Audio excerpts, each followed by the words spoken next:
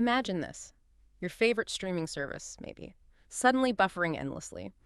Or your university's Wi-Fi completely dropping right before a big exam. What actually goes on behind the scenes to prevent that? Or, fix those digital headaches often before you even notice them. It's certainly not magic. It's, well, meticulous planning and proactive management really built on some robust framework. So how do organizations make sure their vital IT services don't just work, but actually consistently exceed expectations and keep getting better?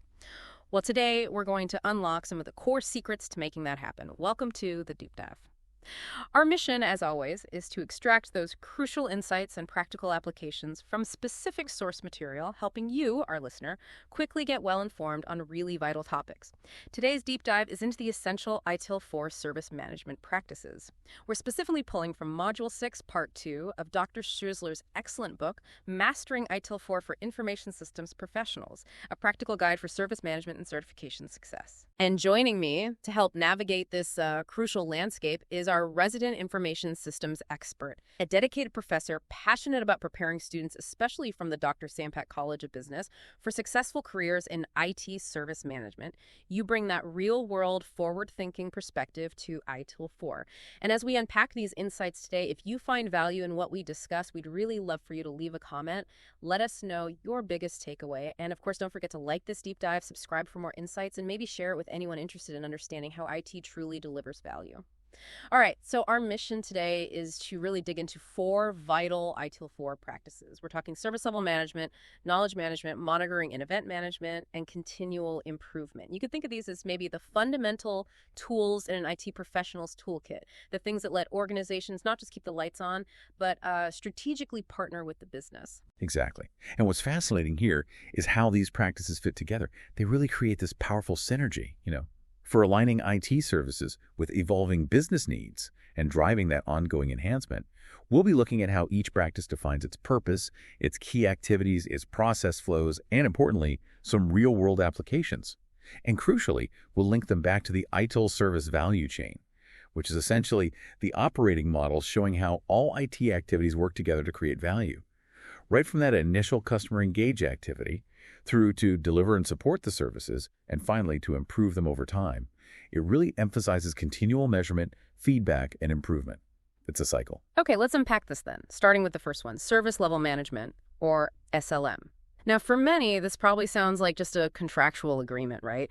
But why is it truly the bedrock for customer satisfaction? How does it go beyond, mere paperwork? You're spot on. It's so much more than just a contract. SLM is really about ensuring that IT service delivery consistently meets those agreed-upon customer expectations. Its core purpose: to define, negotiate, and monitor service levels and service level agreements, SLAs, with the customers. Yeah. But here's the crucial part. It also ensures that any internal supporting agreements, like operational level agreements, OLAs, and even external vendor contracts, are all aligned. They have to enable those customer commitments. The real magic, I think, of SLM lies in its power to force those candid conversations between IT and the business. It surfaces hidden misalignments, and it fosters a true partnership focused on shared outcomes, not just, technical metrics. It bridges that gap by translating often abstract business requirements into concrete, measurable service targets, like, for instance, guaranteeing 99.9% uptime for a critical application. Okay, so it's about translating what the business needs into what IT can realistically deliver, and then crucially making sure it actually happens. So what are some of the key activities then? What makes this possible day to day? Absolutely. Well, it starts with identifying customer requirements. That's step 1. Then it moves into drafting, negotiating, and reviewing those SLAs and OLAs. And negotiation is key. After that is all about continuous monitoring of performance, things like availability, response time, maybe security metrics, and then transparently reporting on that SLA compliance, usually through what are called service level reports. And if targets aren't met, well, the SLM practice isn't just about pointing fingers. It's really about analyzing the gap and recommending specific improvements. It drives action. And if we connect this back to the bigger picture, the service value chain, SLM strongly supports the engage activity, by negotiating and communicating with customers right up front. It also underpins deliver and support by ensuring actual service performance meets those agreed targets.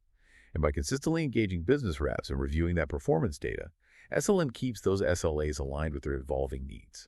It enables informed decision-making and continuous adjustment.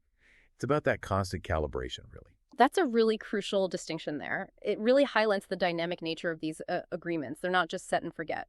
Okay, let's think about a common scenario. Imagine a sample service performance report, maybe for a customer support service. Let's say the metrics show first call resolution at 75%, but the target was 90%. Ouch. Average resolution time is at 10 hours. Target was 4 hours. Double ouch. And system availability, uptime, is at 97% with a target of 99%. So as an IT professional looking at this, where do you see the most significant gaps? And how would SLM, maybe working with other practices, help address them? Well, yeah, looking at that report, the gaps are pretty glaring, aren't they? In first call resolution rate, average resolution time, and system uptime, all missing the mark.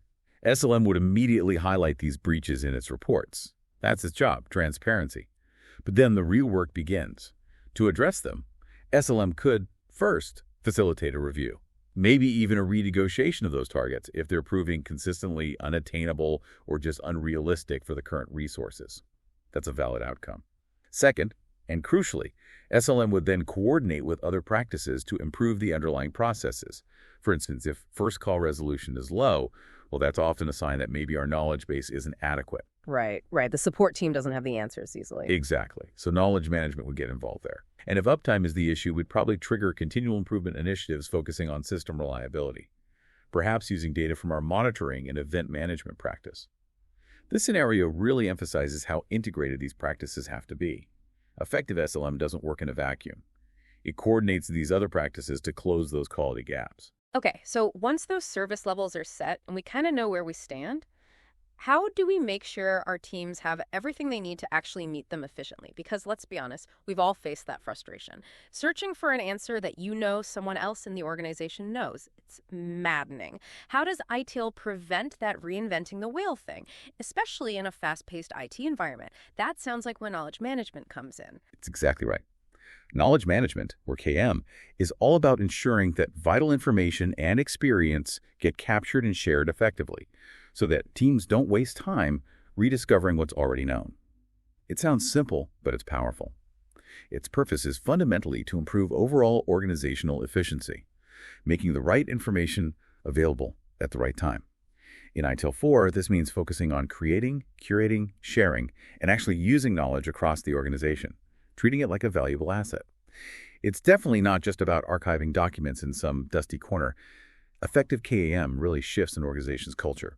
From reinventing the wheel to more of a collective intelligence, it accelerates problem solving and makes teams just inherently more resilient. Yeah, I can certainly relate to that frustration. Trying to solve a problem you just know someone else has already figured out. So walk us through how this knowledge actually moves through the system. Is there like a life cycle for it? Does it expire? Absolutely. There's a continuous life cycle. It's not static. It starts naturally with the very first spark, the capture or creation. Think of an engineer figuring out a tricky solution and taking the time to document it, maybe as a knowledge article. But it's not just dumped somewhere. Next, it needs to be validated and classified. That means ensuring it's accurate, making it easy to find with the right categorization or tags, and maybe getting it approved by a subject matter expert, an SME. Okay, so quality control. Precisely. Then it needs to be stored, usually in a searchable repository or knowledge base, making sure it's indexed and accessible to the right people. The fourth step is absolutely crucial: to share and use the knowledge, making it available to both staff and maybe even customers for self-service, and actively encouraging its reuse. You have to promote it. And finally, it's essential to review and improve. You have to periodically update or even retire outdated content, and use feedback metrics to ensure its ongoing quality and relevance. It needs maintenance. Now, this practice strongly supports the engage activity in the value chain. How? By empowering both users and IT teams with self-service information. That reduces the need for direct support calls sometimes. It also feeds directly into improve by capturing lessons learned from past incidents and problems. You learn from mistakes. And by publishing solutions to recurring issues, KRAM enables quicker incident resolution during deliver and support activities. Plus, insights from the knowledge base itself can help identify areas needing further improvement. It really is like the organizational brainpower, constantly learning. Thinking about that entire cycle. Capture, validate, store, share, review. Which outcome would you say is most directly improved by effective knowledge management?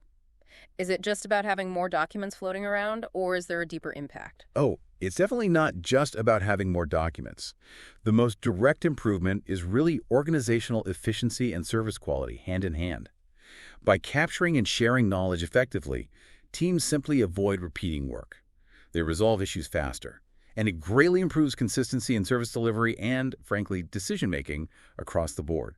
It helps scale expertise beyond just a few key individuals. Okay, makes sense. Now, here's where it gets really interesting for anyone who's ever, worried about system crashes. We've all been there, right? A critical system goes down, and it feels like it just happened out of the blue. But how does IT know something might be about to break before it actually does? That's where monitoring and event management comes in, I assume. It sounds like the IT early warning system. It absolutely is the early warning system. That's a great way to put it. Monitoring and event management's purpose is to ensure IT services run smoothly. How?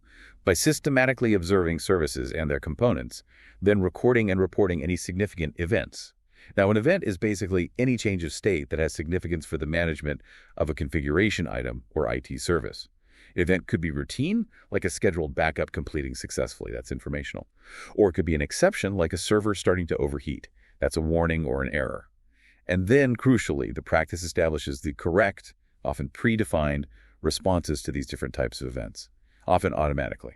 So it's not just passively watching screens flicker, it's actively looking for specific signals and knowing what they mean. Can you walk us through how that process generally unfolds? What happens from the moment a signal, an event is detected? Sure. The process flow generally follows 4 key stages. It's about moving from raw data to actionable intelligence. First is event detection. This is where your monitoring tools could be network monitors, application logs, server sensors, continuously watch systems. They generate notifications or alerts when certain thresholds or conditions are met, like, say, CPU usage exceeding 90%. Next comes event filtering. Because honestly, monitoring tools can generate a lot of noise. Not all events are equally significant.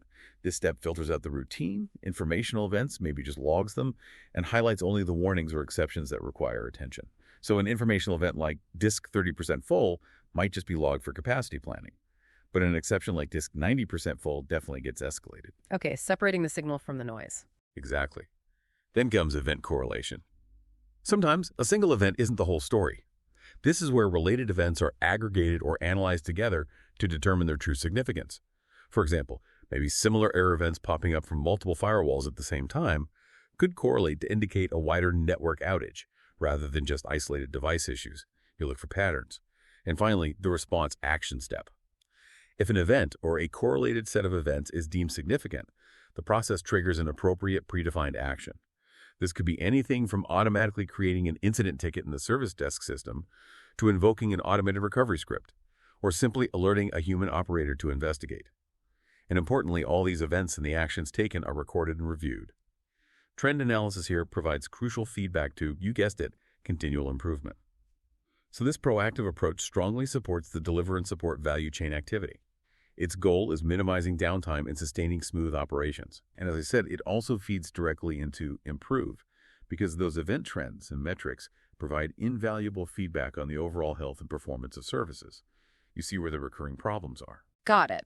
So detect, filter, correlate, and then respond. See something happen, figure out if it matters, connect it to the bigger picture, and then act on it often automatically. That's a powerful guardian for IT systems.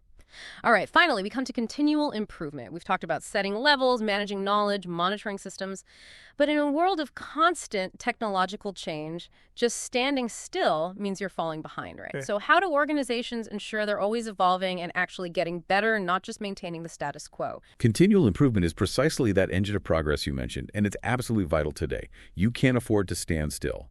Its core purpose is to align an organization's services and its practices with changing business needs. And it does this through the ongoing enhancement of products, services, or really any element involved in their management. It means regularly assessing performance, actively identifying opportunities for getting better, and then taking coordinated action to enhance value delivered to the business. It strongly supports the improved activity of the service value chain, naturally, but it also informs a plan activity. It creates that essential closed-loop feedback system. This practice is really what allows organizations to truly institutionalize a culture of ongoing enhancement, moving beyond just reactive fixes. So it's constant feedback loop, always looking for ways to get better. It reminds me a lot of the classic Plan, Do, Check, Act cycle, PDCA. How does ITIL approach this improvement process? Is there a specific model they recommend? There is, and you're right, it aligns perfectly with that PDCA thinking. ITIL defines a 7-step continual improvement model. It starts with a clear understanding. What is the vision? This means grasping the organization's overarching business goals and strategic direction. You need to ensure improvements are actually aligned with where the business wants to go. Second, where are we now?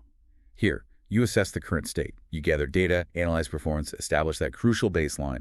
Can't improve what you don't measure. Right, the starting point. Exactly. Third, where do we want to be? This is about defining measurable targets and the desired future state. Setting clear key performance indicators, or KPIs, for the improvement.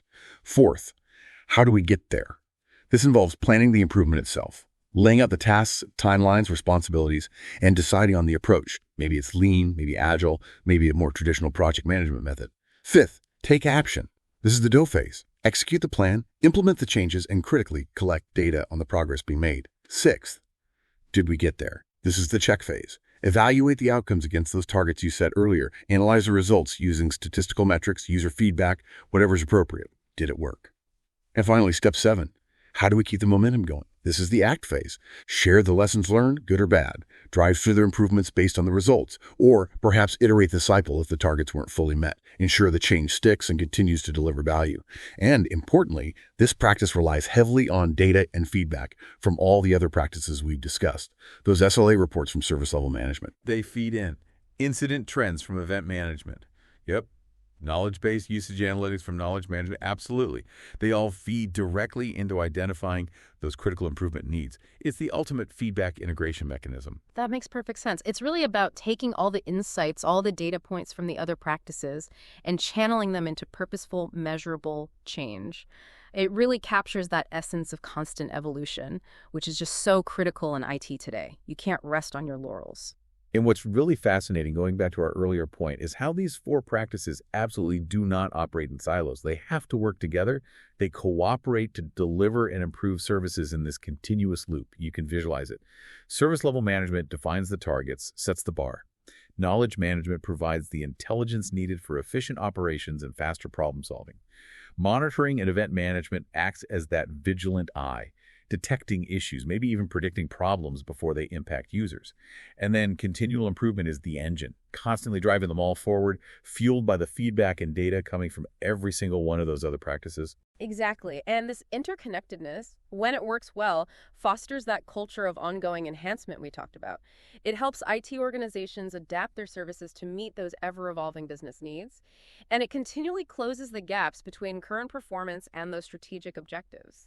This is really how you don't just solve today's problems, but you strategically build for tomorrow's success.